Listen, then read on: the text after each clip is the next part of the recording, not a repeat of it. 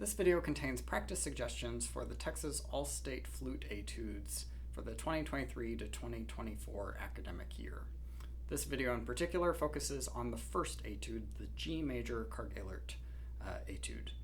So I'm going to go through the entire etude in a few different ways with a few of my favorite practice strategies. So maybe these will be new to you, or maybe these will be some old favorites or reminders of some things that you can do to learn and polish this etude. So the first thing I'm going to do is start with a slow run. For this context, I'm going to do this at eighth note equals 60.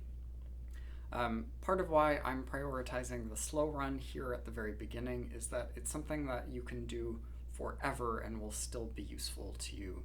So I encourage you to do this even the days, weeks leading up to your auditions, maybe even the day of the audition, so that you're focusing on clean fingers, great sound, and really easy performance of the etude. So this is a run of the entire thing at eighth note equals 60. 1, 2, 3.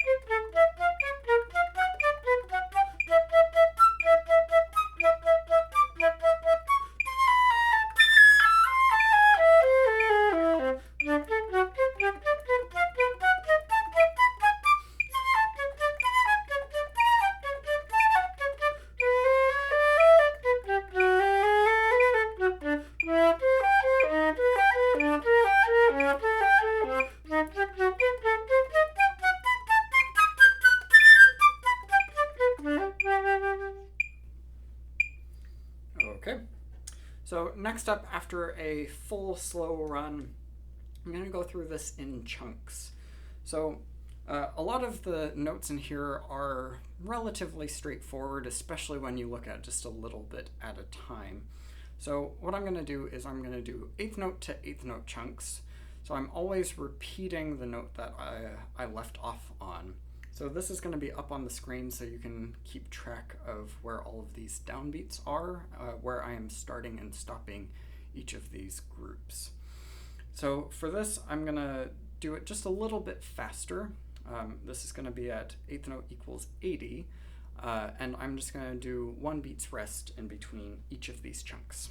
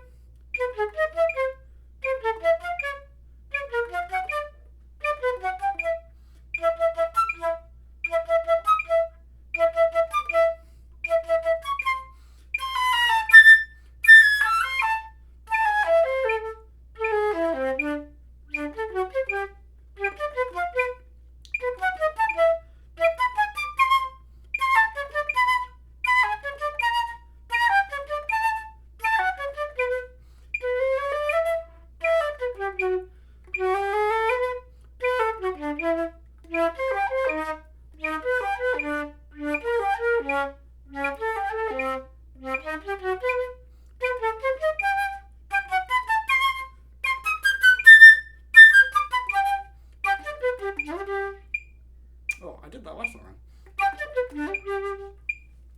Okay, so that's the whole thing in eighth note chunks.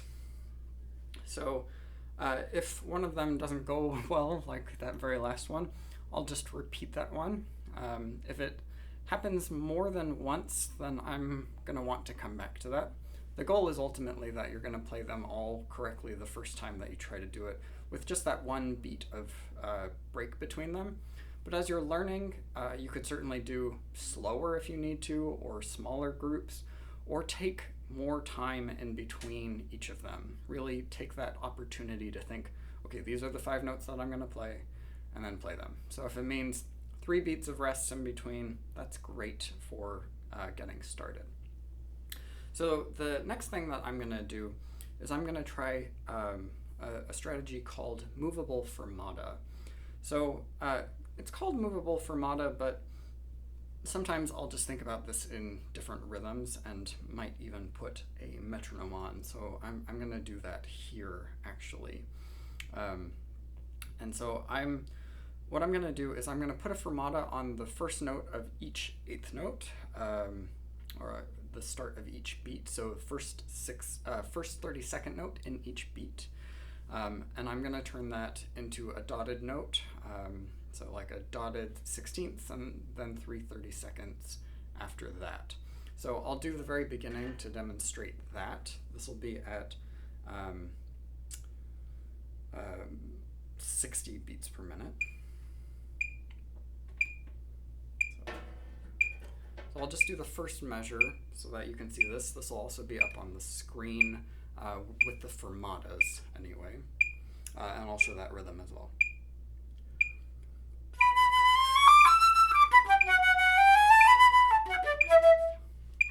So we got that first note of each beat long. So this is a good way of bridging the gap between the chunks and doing a full performance. So I'm going to run the whole thing here at 60 beats per minute with that fermata on the first note.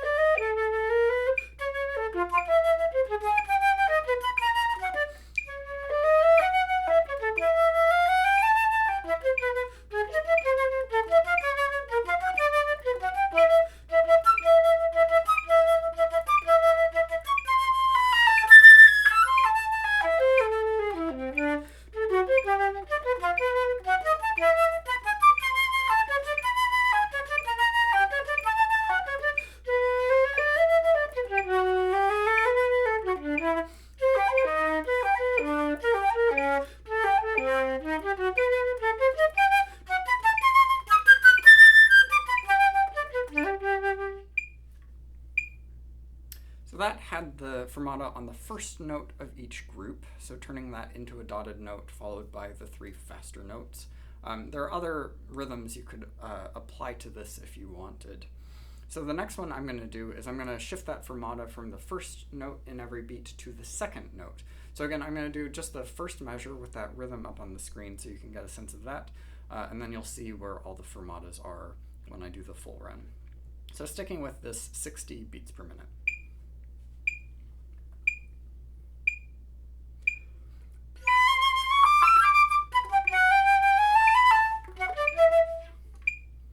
So now I'm going to run the whole thing with fermatas on the second 32nd note in each group.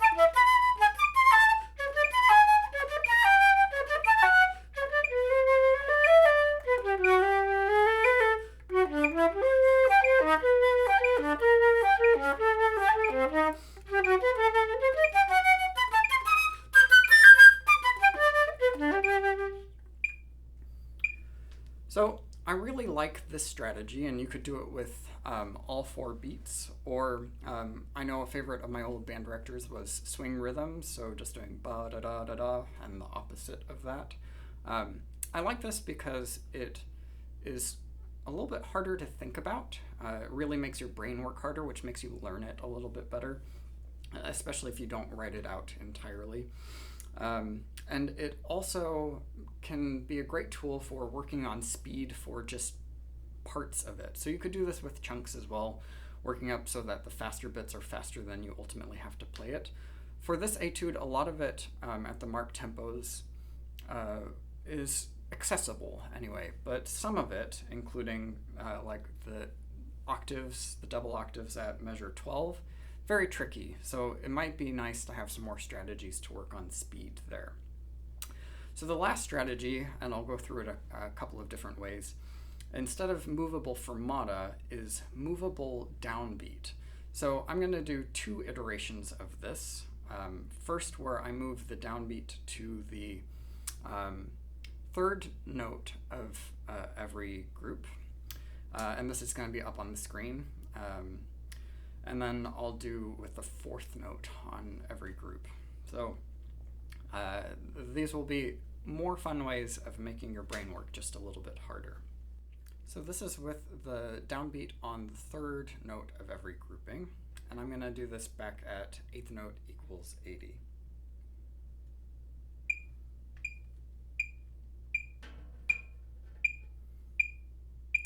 So what I'm going to do is I'm going to count myself in, and I'm going to start before the next downbeat. So 1, 2, 3, 4, da-da-dum. So I'll count to 3, and then I'll breathe. And 1, 2, 3.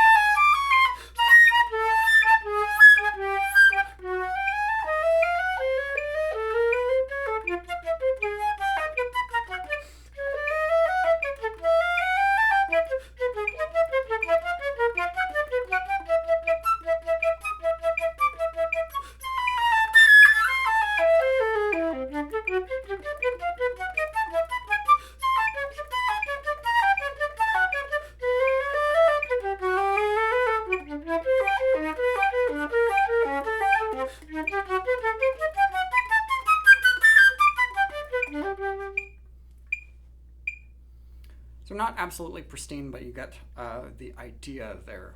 I really feel my brain working on overdrive because I've not really practiced it this way yet. So last one is, for many people, the most challenging. So let's see if my brain will cooperate. This will be downbeat on the 4th note of each group.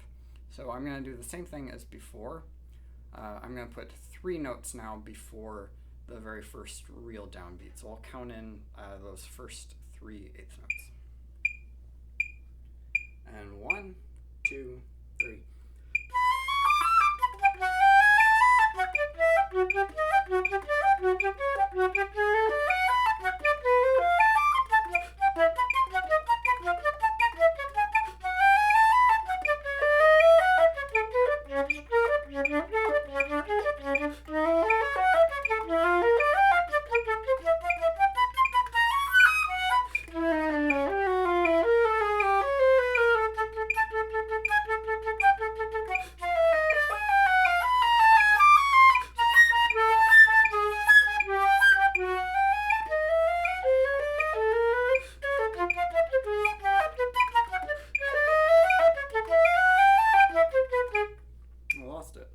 I'll start at 15.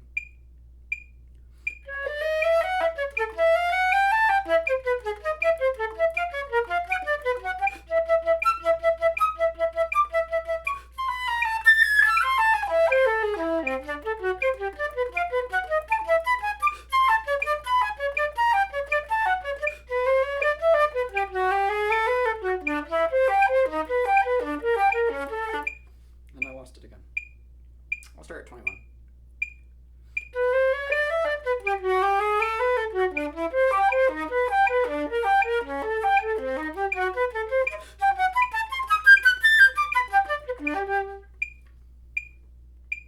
So a couple little hitches in there. It's pretty challenging. So these are some of my favorite strategies. Maybe another piece-specific thing to look at here. Maybe the thing that can be the most frustrating in this etude is measure 6 with those low C sharps and Ds. They were only marked at pianissimo here, so we don't need to worry about honking these things out. But even then, the response can be a little bit tricky. So personally, I like to leave my E-flat key off through this measure. If you do take private lessons, I encourage you to ask your teacher if they are okay with this. It's a little bit divided there. So through this whole measure, I'll either have it off or down for the C sharps. So I'll show it in this sort of view so you can see.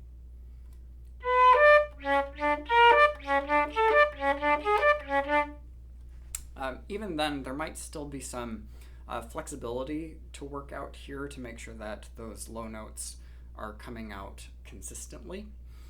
So the first thing that I do, we're always coming from that D in the staff down to the low C sharp, so I just practice that with no break. You could do this with no tongue, but for right now I'm just going to tongue them and see if I can get the response immediately.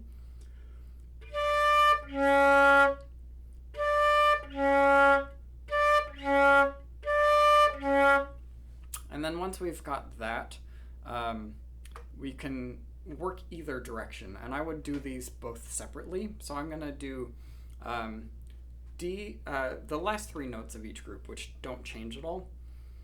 And I'm going to turn the first D into a 16th note rather than a 32nd.